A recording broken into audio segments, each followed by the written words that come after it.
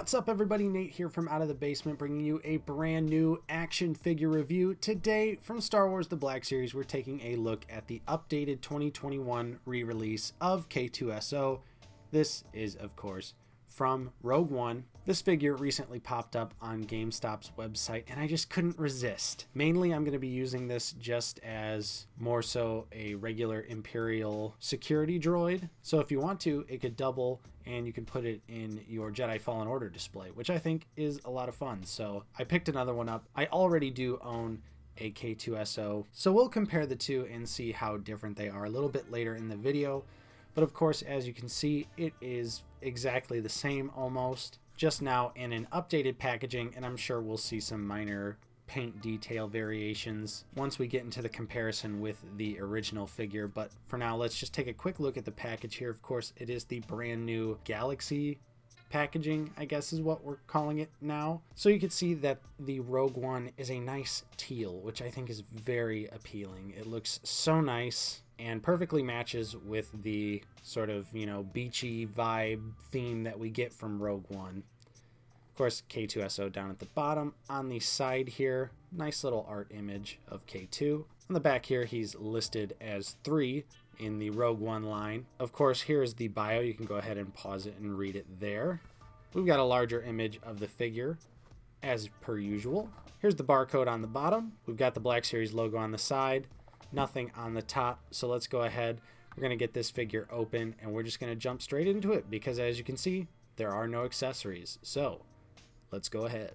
All right, and here is K2 out of the packaging, looking pretty damn fantastic. Of course, if you have the original figure, you know what you're getting into with this one. So we all know that K2, despite not having any accessories, has some really fun articulation and is absolutely a blast to mess around with and get into some crazy poses. So yeah, not much has changed here. You can see that it's almost identical to the original release. I actually even went back and watched my original review for the original figure way back from 2016, and that one had the pure white eyes like this new one. However, I do also have, I guess, what is a second release where the figure does have red pupils. So I'll show you how they look together. We're just going to go ahead and get K2 off the stand and take a closer look. All right, so first things first, here is the side-by-side comparison to the two K2SO figures I have.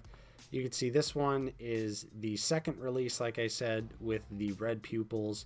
I don't have my original K2SO anymore. It had a messed up foot, so I got rid of it. But I remember they mentioned that this one was going to have the pure white pupils to match the movie. But then I got to thinking that the original figure had the pure white eyes, and then they changed it to this version. So I'm very confused, but let's take a look here. You can see that I don't know if it's due to the age, but the shades of black right off the bat are different. This older one here is more of a gray, whereas this definitely has more of like a black plastic look to it. All the battle damage seems to be almost absolutely identical here. You can see on the chest, like the positioning of the damage is just different. It's clearly the same like application, just slightly over more. The original figure here has a lot more silver paint here. It's also less clean. This time around, it's more subtle, but it's more cleanly applied there. Yeah, this is almost practically identical. There are some differences here on the arms. You can see the new one does have some more battle damage here where it is not present on the original. They both still have the white lines on the side, the Imperial logo, all the orange paint. Yep. And moving down here on the legs, you can see again pretty much identical battle damage, so really not a whole lot different. Usually the paint apps get a little bit updated, and I do think that it is more cleanly applied, but of course that varies from copy to copy, so who's to say what someone else's brand new K2 will look like. But yeah, you can see here side by side down to the battle damage, it is almost the exact same, just some minor placement differences. But still, K2SO is a fantastically detailed figure. Some really nice paint application details here. I love the white and blue paint right there. It's very cleanly applied. Of course, the orange around the arms, the Imperial logo. there is enough battle damage on here to really satisfy me. Also in the joints, there's some nice silver dry brushing there. And moving down the battle damage on the legs as well is greatly appreciated. So yeah, I think it looks fairly accurate to the movie. It looks accurate to the droid design. The battle damage details are pretty nice in my opinion. Now let's move on to where this figure really shines, and I really have a lot of fun with it, and that is with the articulation. Alright, so right off the bat, K2 can look up just about straightforward there. The head is on a double ball joint here, so you have one at the neck and then at the skull, so you can get tons of movement out of it. Really great attitude shots there, which is what you need for K2SO if you are planning on using this as K2. You know, he is kind of a sassy droid.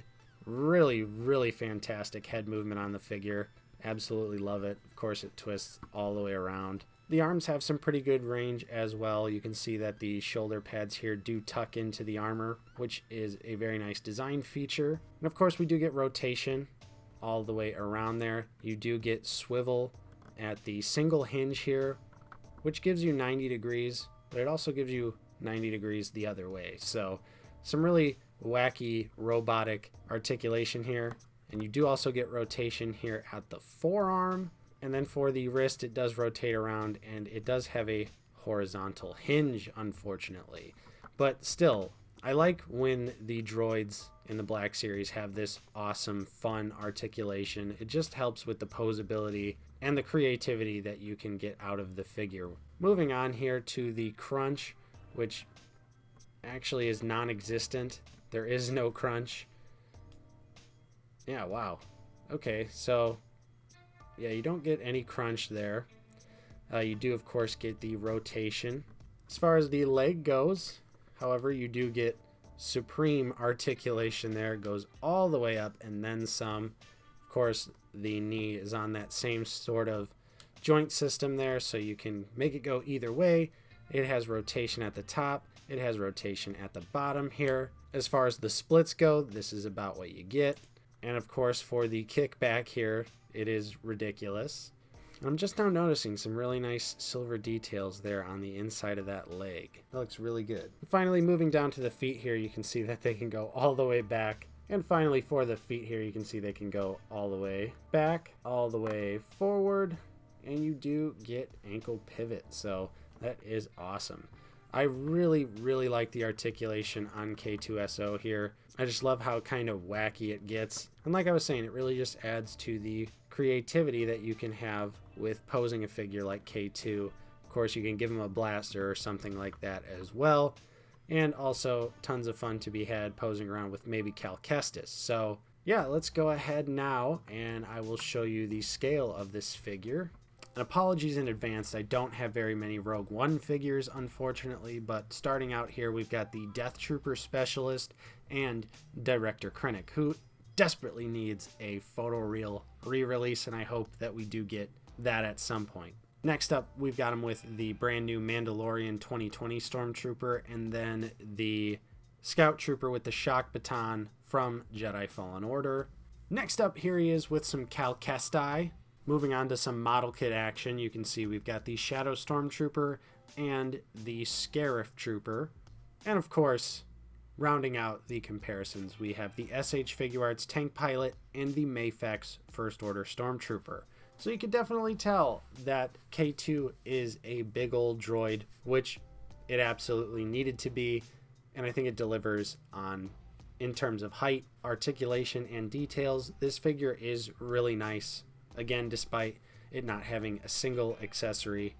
So yeah, it goes without saying that if you are interested in getting another Imperial droid or adding K2SO to your collection, definitely think it's worth picking up. The articulation is a lot of fun and there's some great details on this figure, so I definitely think it will look great on the shelf. I know personally, I'm happy to have the pure white eye version again. It just looks so much better than the weird red pupils that were on that second release of the figure. And of course, with the droid's incorporation into Jedi Fallen Order, again, you get that potential to add it to that part of your collection. So for me, I think it's an easy pickup. It's in stock right now on GameStop's website. I don't know how long it's going to last, but I know it has at least been up for a few days at this point. So there you go. That was my review. Hopefully you enjoyed this video. If you did, don't forget to leave a like. Subscribe if you are new. We're always talking about Star Wars The Black Series here on the channel. Of course, consider becoming a member of the Basement Dweller Army for only 99 cents a month. There is a join button next to the subscribe button and also a link in the description if you do not see the join button.